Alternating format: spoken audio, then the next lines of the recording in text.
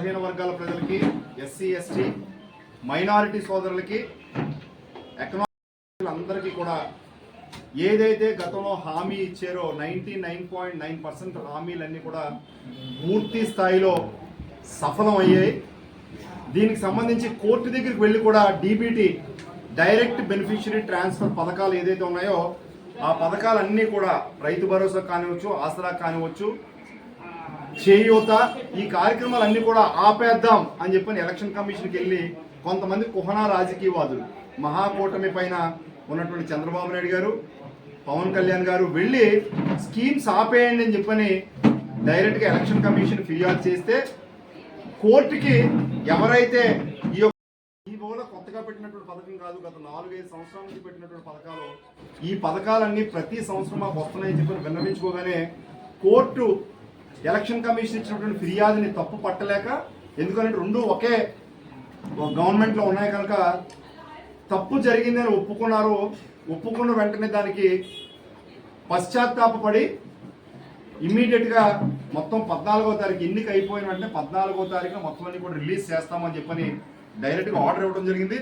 మరి దానికి సంబంధించి సుమారు మనకి ఇప్పటి వరకు వైఎస్ఆర్ చేయూత తరఫున 5,060.49 కోట్లు, ఆసరా 6,394 కోట్లు, వైఎస్ఆర్ కళ్యాణ వసతి తరఫున 78.53 కోట్లు, జగనన్న విద్యా దీవెన తరఫున 708.68 కోట్లు, మరి రైతులు ఇన్పుట్ సబ్సిడీకి సంబంధించి 1,294.59 కోట్లు, వైఎస్ఆర్ ఈబీసీ నేస్తం 629.37 కోట్లు, వెరసి 14,165.66 కోట్ల రూపాయలని ఈరోజు 14వ తారీఖున ఎన్నికలు అయిపోయిన వెంటనే ప్రజలందరి అకౌంట్లోకి వెళ్ళబోతా ఉంది.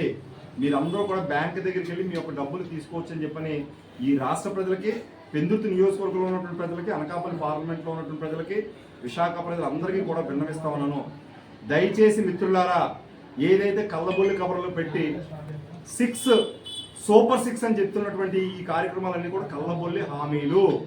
2,80,000 కోట్ల రూపాయలు ఉన్నటువంటి బడ్జెట్లోనే 99.9% జగన్మోహన్ రెడ్డి గారు అన్ని పథకాలు అమలు చేస్తున్న సమయాల్లో రాష్ట్రం అతలాకుతలం అయిపోతుంది, శ్రీలంక అయిపోతుందని చెప్పినటువంటి మహాకూటమి నేత చంద్రబాబు నాయుడు గారు ఈరోజు 4,50,000 కోట్ల రూపాయలు పైన అవుతున్నటువంటి మీ యొక్క మేనిఫెస్టో ఎట్లా అమలు పరచగలుగుతారని చెప్పి నేను సూటిగా ప్రశ్నిస్తా ఉన్నాను. ఎవరైనా దమ్ము ఒక నేతను తీసుకుంటే మీరు ఎట్లా ఇంప్లిమెంట్ చేయగలరో అడుగుతాను.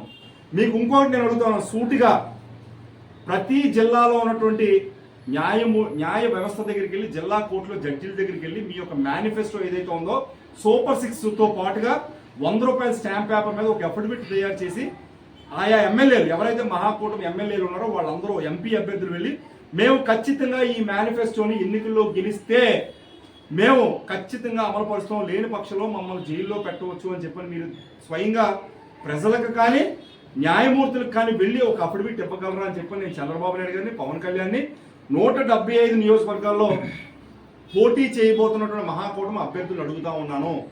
సాధ్యం కానివి 2014లో మీరు ఏదైతే హామీలు గుప్పించారో ఆ హామీలన్నీ కూడా, ఆ మేనిఫెస్టోని ఎజెండాని కూడా మీరు నెట్లో తీసేశారు. అసలు ఆ పేపర్ పథకం కనిపించుకోవాలని చేశారు. ఎలాగైనా అధికారంలోకి వచ్చేయాలి అనుకుంటున్నటువంటి తరుణంలో ఇలాంటి కుహన రాజకీయాలు ప్రజలందరూ కూడా నమ్మేటువంటి పరిస్థితి లేదు. మేము గ్రామీణ వాతావరణంలో తిరుగుతున్నాం. ఈరోజు గతంలో తెలుగుదేశం పార్టీకి ఓట్లు వేసినటువంటి వ్యక్తులందరూ కూడా మేము 20 ఏళ్ళు, 25 ఏళ్ళు, 30 ఏళ్ళ పాటు ఓట్లు వేసాం, కానీ ఈ రోజు ఎంత అత్యద్భుతమైనటువంటి సంక్షేమం మాకు ఈ రోజు అందలేదు.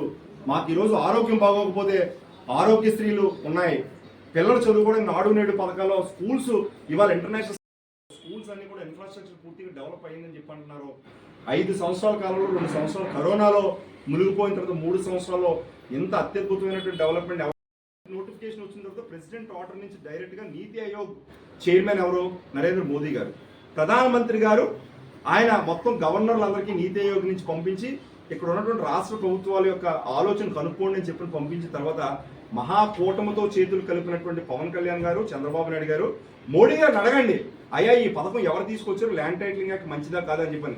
రైతు సోదరులందరికీ కూడా భరోసా ఉండేటువంటి ఈ ల్యాండ్ టైటిలింగ్ యాక్ట్ అని చెప్పని మొన్న నరేంద్ర మోదీ గారు స్వయంగా అనకాపల్లి జిల్లాలో తాళపాలు రోడ్డు షోలో సభలో స్వయంగా ఆయన చెప్పడం జరిగింది. ఈ ల్యాండ్ టైటిలింగ్ యాక్ట్ అనేది అన్ని రాష్ట్రాల్లో కూడా ప్రజలకి మధ్యతరగతి కుటుంబాలందరికీ కూడా ఉపయోగపడే యాక్ట్ అని చెప్పిన అందువల్ల కేంద్ర ప్రభుత్వం తీసుకొచ్చిన యాక్ట్ని రాష్ట్రంలో జగన్మోహన్ రెడ్డి గారు తీసుకొచ్చినట్టు గూచి చూపిస్తున్నారు. ఇవన్నీ కూడా అబోధ కల్పనలు, దయచేసి నమ్మవద్దని చెప్పిన ప్రజలకు నేను విన్నవించుకుంటూ ప్రజలందరూ కూడా సంతోషంగా సుభిక్షంగా ధర్మబద్ధంగా ఓటు వెయ్యబోతా ఉన్నారు. కాబట్టి 14వ తారీఖున మీకు అన్ని సంక్షేమ ఫలాలు కూడా పడటానికి సిద్ధంగా ఉన్నాయి. గతంలో చంద్రబాబు నాయుడు గారు కూడా పసుపు కుంకుమ పథకం అనేది ఇమీడియట్గా ఎలక్షన్స్ బిఫోర్ స్టార్ట్ చేశారు. ఆ పథకానికి ఎలక్షన్ కమిషన్ ఆ రోజు అడ్డు చెప్పలేంది. ఇవాళ 5 సంవత్సరాల నుంచి ఉండేటువంటి పథకాలకి ఎందుకు అడ్డు చెప్పిందని నేను అడుగుతా ఉన్నాను. ఎందుకంటే ఎన్నికలు